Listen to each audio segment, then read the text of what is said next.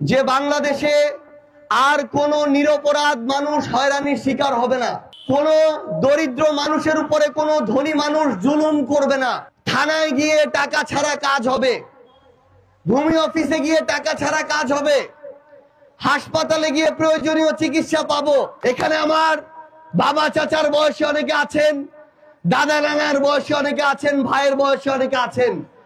আমি আপনাদেরকে অনুরোধ করতে চাই, আহ্বান জানাতে চাই, আপনারা এর আগে অনেক কিছু দেখেছেন।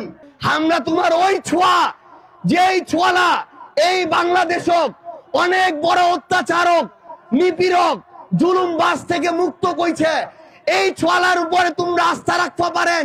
টাকা দিয়ে এই ছোঁয়ালাক এই দিক থেকে ওই দিক করা যাবে নি। এই ছোঁয়ালা হইলো ওই ছোঁয়া, যে ছোঁয়ালা হাসিনার শুধু আপোষ করেনি। এই ছোঁয়ালার উপরে তোমরা যদি আস্থা রাখেন, তাহলে বাপ দাদা সহ সবাইকে একসাথে হাতে হাত ধরে তোমার এই ছোঁয়ালা তেতুলিয়া পঞ্চগড় সামনের দিকে আগাইলে যাবে ইনশাআল্লাহ।